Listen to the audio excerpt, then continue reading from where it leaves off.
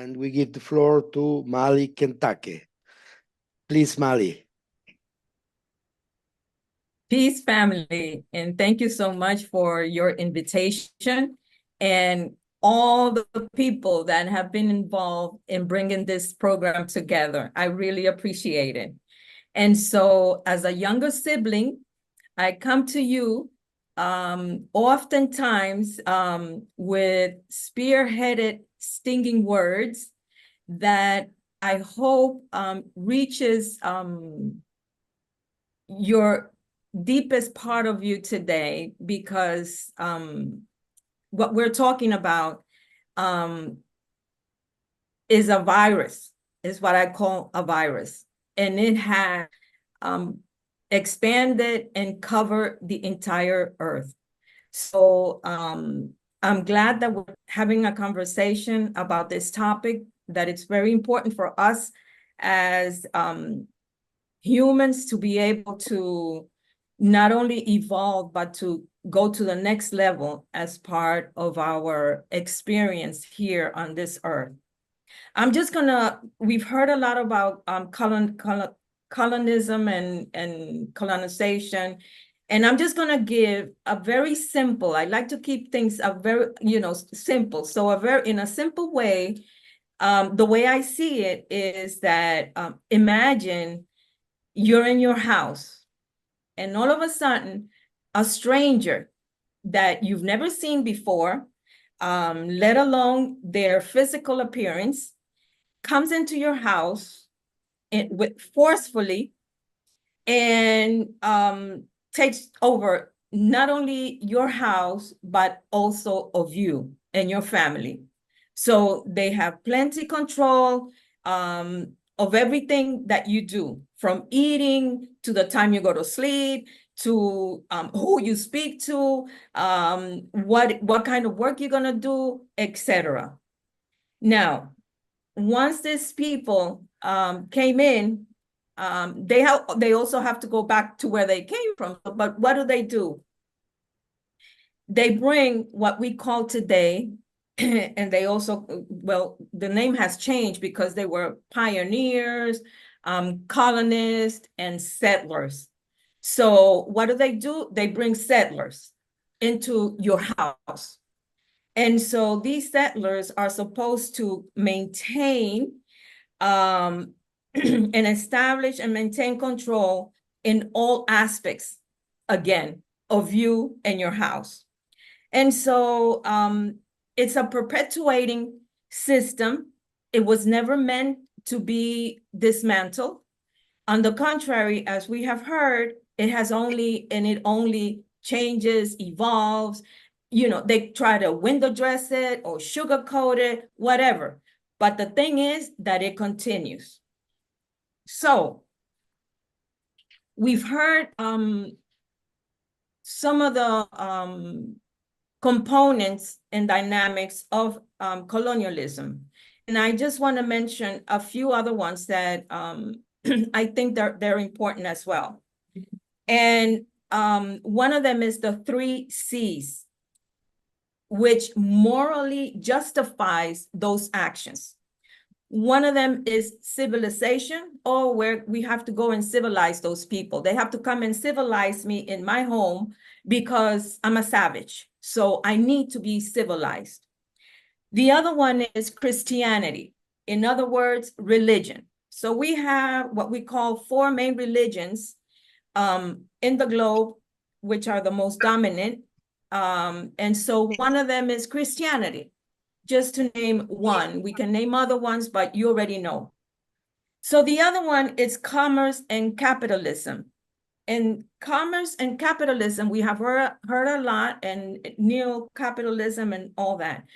But there's an important component that needs to take place in order for that justification to be able to be sustained. And it's enslavement, it's cheap labor, what we call today also migration. So all that, as well as many others, are part of what sustain that system. We also have the private corporations. Now, those have been and still are the greatest benefiters of colonialism. So the power that they gave the colonists, the pioneers or the settlers, benefited them as well. And it goes all the way back to their homeland, because everybody in their homeland benefited from them coming into my house and doing what they have done and they continue to do in my house. Another one is the logic of holding the colonized people to be inferior. And we also heard about that. And this justification birthed the caste and class and white supremacist systems. Now, why do I mention that? Because today, aside from everything that we have heard very clearly, this continues to be, and not only continues to be, but it's taking a forefront in this whole new window dressing or sugarcoating colonialism. And I'm going to also explain why.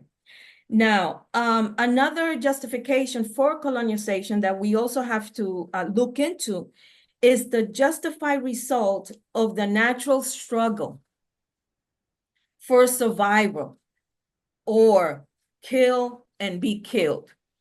Now, this began millennia ago. However, Niccolo Machiavelli brought it up again. So you see, these things keep on emerging again and again and again because we don't deal with them. And so he argued that imperialism, now colonization and colonialism and neocolonialism, etc., is the justified result of the natural struggle of survival. So it's either I get killed or somebody else, or I have to kill somebody else. So that's kind of like the survivor mentality or justification. In the search for the cause of this kill and survival behavior expression, many social scientists, psychologists, psychiatrists, etc., for decades have done extensive researches, because this is something that needs to be addressed. And if we don't address it, it's going to continue to happen. So many scholars' theses today indicate that this natural struggle for survival mainly applies to whites. In other words, the Europeans or the Caucasian or whatever. Now, the neuroscientist, psychologist, professor, and melanin expert for over 30 years, Dr. Timothy Owens Moore, in his book, The Science of Melanin, second edition, which I strongly recommend, mentions a variety of very interesting and powerful theses from different scholars from both psychohistorical and psychogenetical model. One of them is, for example, Dr. Francis Cress Welsing's theory of color confrontation. And I quote, Welsing believes that whites have developed and maintained a global system of supremacy to prevent genetic annihilation, because they lack the genetic capacity to produce significant levels of melanin. The global white minority must act genocidally against peoples of color to ensure white genetic survival. Kill or be killed mentality. The most profound aggressions have been directed toward the Black, non-white people who have the greatest color potential and therefore are the most envied and the most feared in genetic color competition. Welsing points about white supremacy culture are logical and extremely difficult to debate. And it is difficult to ignore the human destruction caused by certain groups of Europeans in the last 500 years. Her goal was and is not to spread hate, but to analyze the white supremacy epidemic and neutralize it with rational and logical treatment. He states, we can state that such behavior developed as a result of threatening psychohistorical experiences. For example, a cold, harsh, and resource-limited environment. Historically, nature was not a severe threat in this way to peoples of African descent or other parts of the world. Thus, they had no need to respond aggressively to nature or to the world's inhabitants, end quote. Now, other scholars asserted that the kill or be killed mentality is necessary in order to ensure national security. And we also know that that is false. We continue to perpetuate colonialism. So we can see right now what's happening in the Middle East, and witnessing what's happening there. And most likely we can see that, or very likely we can see that it expresses full-blown the in-depth justifications for colonialism.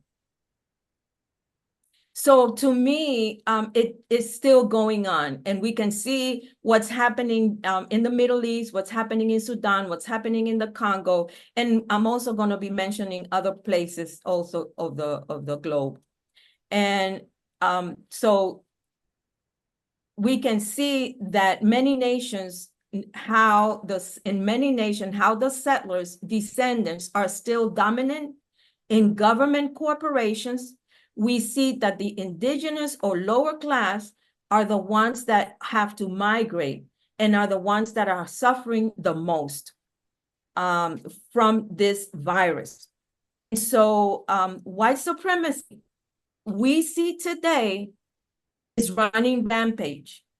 People everywhere are boldly expressing their white supremacy, especially towards Africans and African descendants. Now, this is something that we cannot overlook. This is something that we must work with.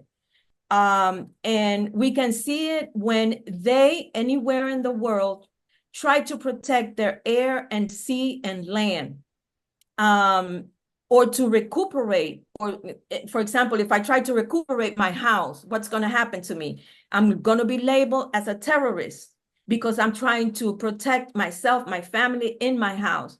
But what are they called? Defenders. They are just defending their rights. They're just defending while I'm accused as a terrorist. Now we have to understand the importance of land, air, and sea for the colonizers, in order for us to be able to understand everything that we have heard today. Now, white supremacy is the same wherever you go. It's the same in India, in Australia, in Latin America, wherever you go, it's the same thing. Now, in order for us to be able to also understand what's going on and continues to go on with this justified model of sustaining colonialism, there's a people. They're called Garifuna, but their real name is Garinagu. Garifuna is the language. Now these people are African descendants who are located, and they were brought here, and they're located in Central America. So what's happening to them today? Right now, they have a legal battle, because they're even trying to say they've been there for over 200 years, that they're not natives, that they're not original, and that they're foreigners. Now, I don't hear any other race being called foreigners, and especially those that have been there for more than 200 years. Now, that's a real serious issue. So what can we tell about about them? They're being displaced for their land, for the land resources. And where are they going to go? When the colonizers themselves rip them off their history, their culture, their language, their identity, everything. You see, that's an issue. That's an issue. And so the land, of course, you know, for tourism, for agriculture, etc., it's been taken away from this minority group of people. So African descendants, I mean, we have worked hard. My descendants here have worked hard, have fought for the liberation of these countries, and still we are being held oppressed. That's a problem. That's an issue that we also must deal with. Now, is there anything wrong with that? Well, you tell me when I share with you, like for example, today we see in Mexico election, a recent immigrant family arrived in Mexico decades ago, 2 decades, 3 decades, 4 decades ago, whatever. Her daughter or their daughter is now president of Mexico. Now, I say to you, African descendants have been in Mexico for more than 200 years. And recently, only recently, have they been recognized. There's a problem there too. What happened? Did you know that the Mexican president, Vicente Guerrero, an African descendant, was one of the revolutionary generals who helped Mexico with its independence of Spain? So as you can see, we have been completely displaced. We have been completely obliterated. We have been completely, now we can see also that they're trying to eliminate us, as we can see in Central America. So how can somebody that recently came from Europe is now president of a country where my people, per se, the African descendants, were recently only recognized when even Vicente Guerrero was president of Mexico? You see the issue there? You see what we have to deal with. These are things that we have to deal with, because if we don't deal with them, then it's going to continue to separate us and to take us to that place of divide and conquer. They hated us, they conquered. And that's not what we're trying to do. In 1804, Toussaint Louverture, the father we call the father of Haiti, another African descendant, he wasn't actually an African descendant. He was actually from Africa, and he was later given his freedom. So he was able to take advantage of that. And so there's a book called Black Spartacus.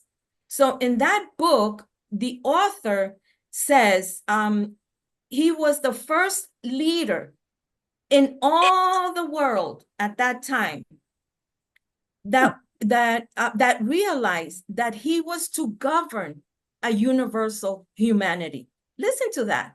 This is 1804. That he was to govern a universal humanity. He confronted the mighty forces of his age that we still have today: slavery, settler colonialism, imperial domination, racial hierarchy, and European cultural supremacy, and bent them to his will.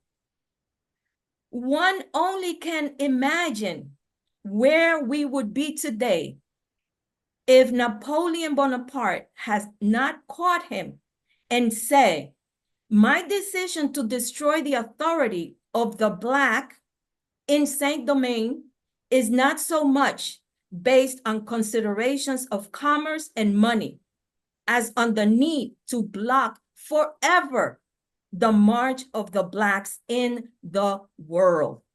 And so we see that this is something that is meant to be perpetuated. In the United States national anthem, in the third verse, it says, no refuge could save the hurling enslaved from the terror of flight or the gloom of a grave. So this is something that is being perpetuated. Recently, the pact of the continuation of colonization of the 15 colonies in Africa.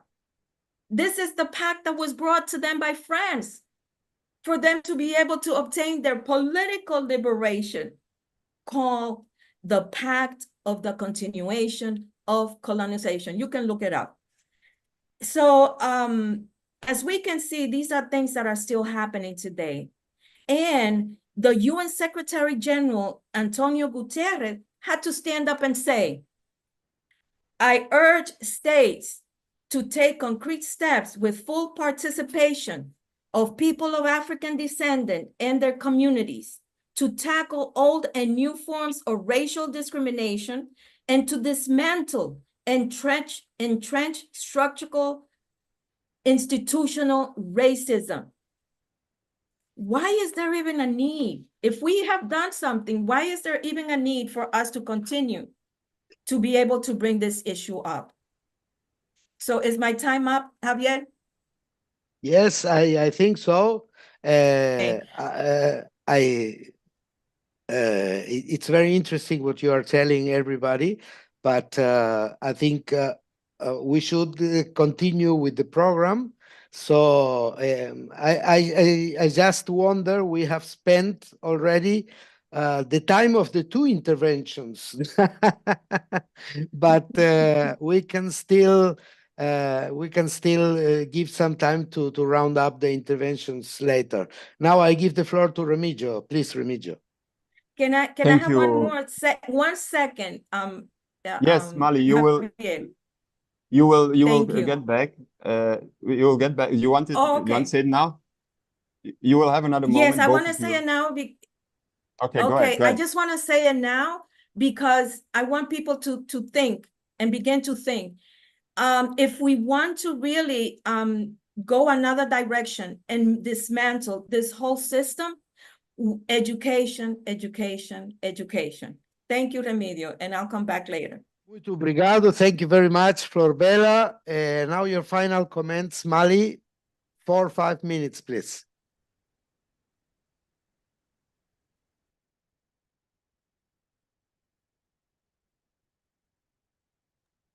Yes, thank you. Can you please repeat the question, Javier? No. The question was if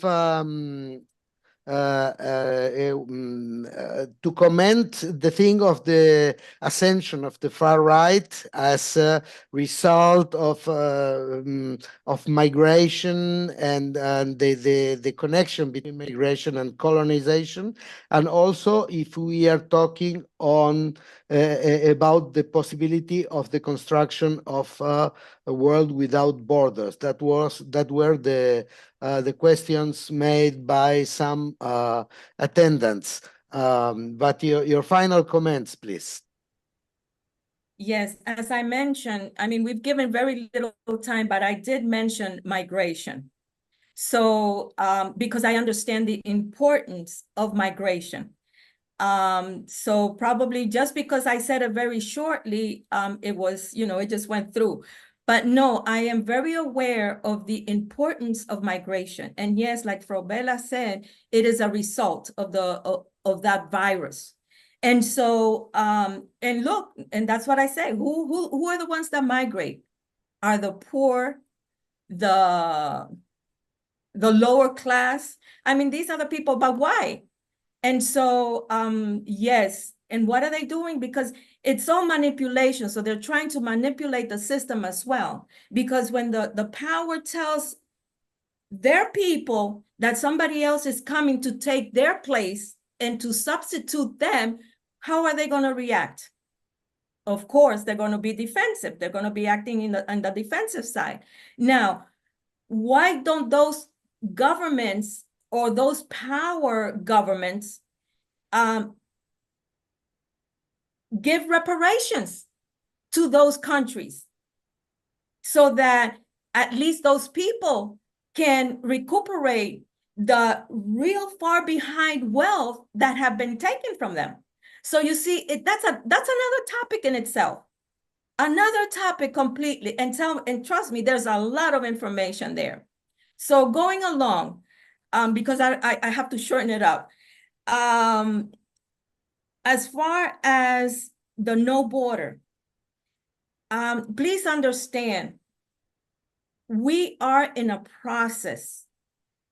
We are in a process of trying to recuperate ourselves first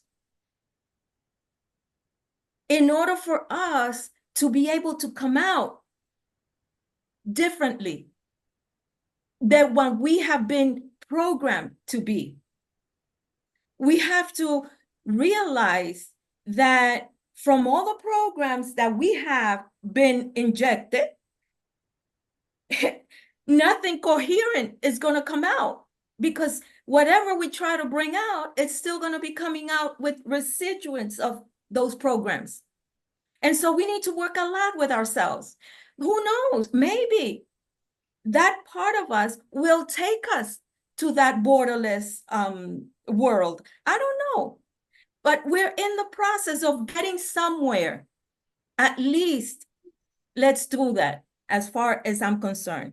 Now, the new man, we might call it, according to George Jackson, he says, the unpredictable culmination of the revolutionary process, this new man will be better equipped to wage the real struggle, the permanent struggle after the revolution. In other words, after we do the change in ourselves first, and then as a collective, then something new is going to come out.